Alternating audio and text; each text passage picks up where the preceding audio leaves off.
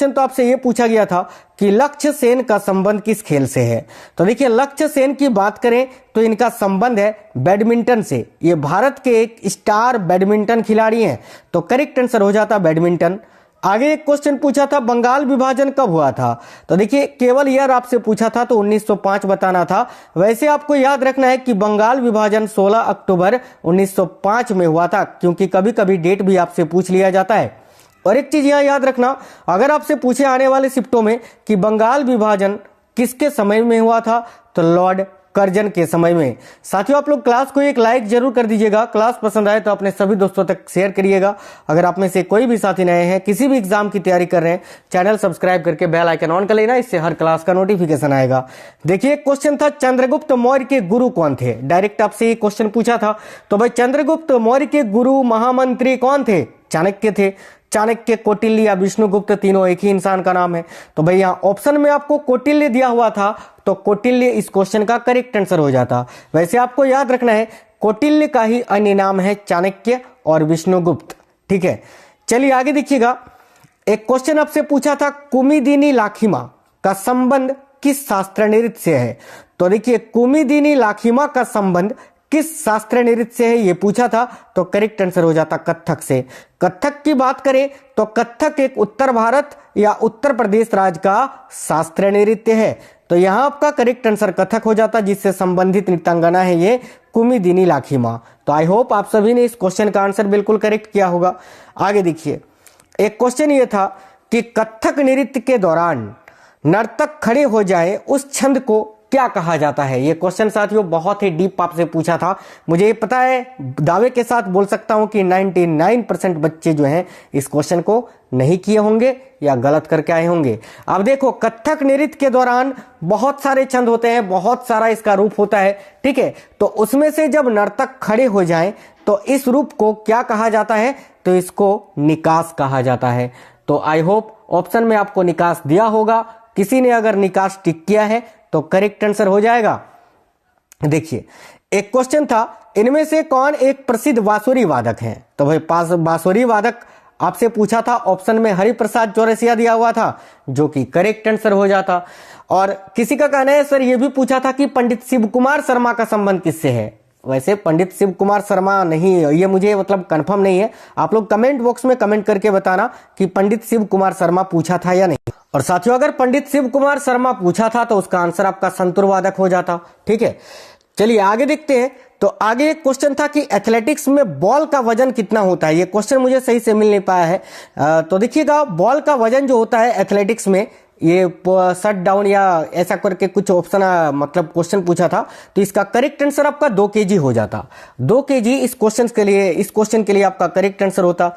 आगे एक क्वेश्चन ये था कि फुटबॉल में पिच की लंबाई कितनी होती है, लेंथ आपसे पूछा था लंबाई। तो देखिए न्यूनतम जो है 90 मीटर होता है और अधिकतम 120 मीटर होता है। चौड़ाई की बात करें तो न्यूनतम 45 मीटर और अधिकतम 90 मीटर। यही अगर अंतर्राष्ट्रीय मैच में देखें ना, अंतर्राष्ट्रीय मैचों के लिए पिच की लंबाई 100 से 110 मीटर होता है साथियों। ठीक है, याद रखना, या 110 या 110 से 120 यार्ड तक का। तो इसके अनुसार जो भी आपको ऑप्शन दिया हुआ था वो आपका करेक्ट आंसर हो जाता। देखिए एक क्वेश्चन था राष्ट्रपति राज्यसभा में कितने सदस्यों को मनोनीत कर सकते हैं और अधिकतम संख्या कितना होता है। तो देखिए राष्ट्रपति जो है राज्यसभा में 12 सदस्यों को मनोनीत कर सकते हैं, तो इसका करेक्ट आंसर हो जाता 12। और देखिए राज्यसभा की अधिकतम सीटों की संख्या जो होती है वो 250 होती है। तो आई होप इस क्वेश्चन को आसानी से आप लोगों ने कर दिया होगा। ठीक है, देखिए एक क्वेश्चन था, ये क्वेश्चन बहुत ही डीप आपसे पूछा था। मुंबई रेलवे स्टेशन को 2022 में यूनेस्को के द्वारा कौन सा पुरस्कार दिया गया था, बताओ। बहुत ही अंदर का क्वेश्चन था और 2022 का करेंट अफेयर्स था। ये तो मतलब काफी सारे साथियों ने गलत किया होगा। कौन सा पुरस्कार आपसे डायरेक्ट पूछा था कि मुंबई रेलवे स्टेशन को 2022 में यूनेस्को के द्वारा कौन सा पुरस्कार दिया गया था, तो इसका करेक्ट आंसर हो जाता एशिया प्रशांत सांस्कृतिक विरासत पुरस्कार, जो कि 2022 में मुंबई रेलवे स्टेशन, देखिए साथियों भाईखला रेलवे स्टेशन को, ठीक है, 24 जुलाई 2022 को यूनेस्को का एशिया प्रशांत सांस्कृतिक विरासत पुरस्कार मिला, जिसे नवंबर 2022 में घोषित किया गया था। ठीक है, तो आई होप आप सभी ने इस क्वेश्चन का आंसर किया होगा कि एशिया प्रशांत सांस्कृतिक विरासत पुरस्कार। आगे देखिए क्वेश्चन था प्रछन्न बेरोजगारी किसे कहते हैं। तो साथियों प्रछन्न बेरोजगारी के बारे में आपको बता दें, ऑप्शन तो नहीं मिल पाया है कि ऑप्शन किस प्रकार से था, लेकिन देख लीजिए उस बेरोजगारी को प्रछन्न बेरोजगारी कहते हैं जिसमें कुछ लोगों की उत्पादकता शून्य होती है। तो इसके अनुसार जो भी आपको ऑप्शन में दिया हुआ था वो आपका राइट आंसर हो जाता। इकोनॉमिक्स से 2 क्वेश्चन थे, एक राजकोषीय घाटा से भी आपसे पूछा था। तो देखिए राजकोषीय घाटा का संबंध किससे है या राजकोषीय घाटा किसे कहते हैं, तो याद रखिएगा सरकार के कुल राजस्व और कुल व्यय के बीच का जो अंतर होता है उसी को राजकोषीय घाटा कहते हैं। तो ये साथियों ऑप्शन में आपके रहा होगा जो कि करेक्ट आंसर हो जाता। देखिए आपका पेपर कब है ये आप हमें कमेंट बॉक्स में बता देना, जिनका पेपर अभी बाकी है किस शिफ्ट में होने वाला है। ठीक है, एक क्वेश्चन था गोगा नवमी किस राज्य का उत्सव रूप है या किस राज्य में मनाया जाता है। तो गोगा नवमी नृत्य की बात करें तो इसका संबंध तो है राजस्थान से, सबसे अधिक फेमस है ये राजस्थान में, हालांकि इसको मध्य प्रदेश और छत्तीसगढ़ में भी मनाया जाता है। तो अगर आपके ऑप्शन में राजस्थान ना था तो मध्य प्रदेश या छत्तीसगढ़ दोनों में से कोई एक ऑप्शन जरूर दिया था। अब ऑप्शन क्या था ये आप हमें बताना, लेकिन अगर राजस्थान ऑप्शन में दिया था तो राजस्थान ही इस क्वेश्चन के लिए करेक्ट आंसर होता, क्योंकि गोगा नवमी की बात करें तो ये सबसे ज्यादा फेमस जो है, सबसे अधिक फेमस आपका राजस्थान में ही है। देखिए हरित क्रांति से आज HYV का फुल फॉर्म आपसे पूछा था, तो मैंने ये पढ़ाया है। जब 2.0 में मैंने हरित क्रांति पूरा टॉपिक कंप्लीट कराया था उस समय HYV का मैंने फुल फॉर्म आपको बताया था और बोला था कि ये आपसे पूछा जाएगा, और देखो पूछा है। ये क्वेश्चन फिर से एक बार रिपीट हुआ है, पहले भी पूछ चुका है। तो हरित क्रांति में HYV का फुल फॉर्म क्या होता है, तो हाई यील्डिंग, देखिए yielding varieties, high yielding varieties इस क्वेश्चन का करेक्ट आंसर हो जाता है। इसको नोट कर लीजिएगा क्योंकि ये क्वेश्चन फिर से पूछ सकता है तो आप फंस जाओगे। देखिए अगर आपसे पूछे हरित क्रांति की शुरुआत भारत में कब हुई थी, तो 1965 से 68 के बीच में। हरित क्रांति की शुरुआत भारत में किसने की थी, तो डॉक्टर MS स्वामीनाथन जी ने। और हरित क्रांति का सबसे अधिक प्रभाव किस फसल में देखने को मिला है अगर पूछे तो गेहूं और चावल में, यह भी आपको याद रखना है साथियों। और अगर आपसे पूछे हरित क्रांति जो है ना, हरित क्रांति किस प्रधानमंत्री के समय में शुरू हुई थी, तो लाल बहादुर शास्त्री के समय में। और अगर आपसे यह पूछे कि हरित क्रांति जो है ना किस पंचवर्षीय योजना में शुरू हुई थी, तो याद रखिएगा तीसरी पंचवर्षीय योजना में। यही आपसे पूछा जा सकता है हरित क्रांति से।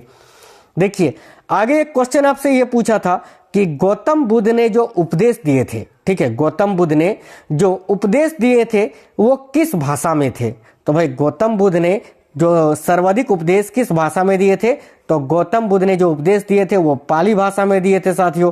देखिए मौर्य साम्राज्य से रेगुलर हर शिफ्ट में या एक मतलब कि डेली तो क्वेश्चन पूछा ही जा रहा है। तो मौर्य साम्राज्य का अगर अंतिम शासक आपसे पूछे तो याद रखिएगा मौर्य साम्राज्य के अंतिम शासक घनानंद थे। माफ करना यार, वो तो नंद वंश के अंतिम शासक थे। देखिए मौर्य वंश के अंतिम शासक अगर आपसे पूछे तो याद रखना बृहद्रथ, ठीक है।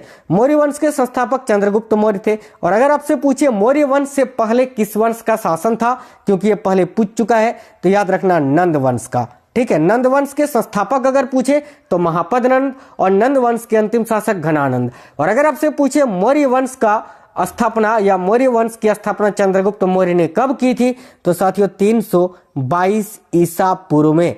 जैसे आज आपसे पूछा था चंद्रगुप्त मौर्य के गुरु कौन थे, तो आपने बताया कौटिल्य थे। याद रखना चंद्रगुप्त मौर्य के गुरु या महामंत्री बोलो वो चाणक्य थे। कौटिल्य, विष्णुगुप्त, चाणक्य उन्हीं का नाम था। साथियों देखिए एक क्वेश्चन था चौथी पंचवर्षीय योजना, ठीक है। चौथी पंचवर्षीय योजना का जो मतलब आपसे पूछा था कि इसका, देखिए ये क्वेश्चन सही से मिल नहीं पाया है, लेकिन चौथी पंचवर्षीय योजना आपसे पूछा था, पहले शिफ्ट में भी आज पूछा है, सेकंड में भी पूछा था। तो अगर आपसे कार्य अवधि पूछा था तो 1969 से 74 हो जाता। इसका उद्देश्य अगर पूछा था क्या था, तो इसका उद्देश्य था शिक्षक शिक्षा में मानकों में सुधार लाना। और अगर इसका आपसे ये पूछा था मॉडल, तो गॉडगिल फॉर्मूला हो जाता। एक क्वेश्चन था प्रधानमंत्री विश्वकर्मा योजना, ठीक है। प्रधानमंत्री विश्वकर्मा योजना कब शुरू हुई थी, तो देखिए प्रधानमंत्री विश्वकर्मा योजना प्रधानमंत्री श्री नरेंद्र मोदी जी ने विश्वकर्मा, भगवान विश्वकर्मा की जयंती तिथि को 17 सितंबर 2023 को शुरू किया था। इसमें छोटे छोटे व्यापार के लिए ऋण दिया जाता है, लोन दिया जाता है इस योजना के तहत, ठीक है। तो साथियों अब मिलेंगे आपसे थर्ड शिफ्ट में। अगर आपको कोई भी क्वेश्चन याद है सेकंड शिफ्ट का तो कमेंट बॉक्स में बता देना। बाकी इस क्लास को अपने सभी दोस्तों तक जरूर शेयर करना। आप में से कोई भी साथी नए हैं, आप किसी भी एग्जाम की तैयारी कर रहे हो तो चैनल को सब्सक्राइब करके बेल आइकन ऑन कर लेना, क्योंकि अभी रेलवे आरपीएफ का आपको तैयारी करवाएंगे। इसके अलावा एलपी टेक्नीशियन का तो फॉर्म एलपी का तो खत्म हो गया है, अभी टेक्नीशियन का भी भराएगा, अभी आरपीएफ का भी अप्रैल से भराएगा। इसके अलावा जितनी भी एग्जाम्स होगी सारी क्लासेस की आपको तैयारी करवाते हैं चैनल में बिल्कुल फ्री में। तो आप लोग सब्सक्राइब करके बेल आइकन को ऑन करके रखना। मिलेंगे आपसे नेक्स्ट वीडियो में, तब तक के लिए जय हिंद, वंदे मातरम।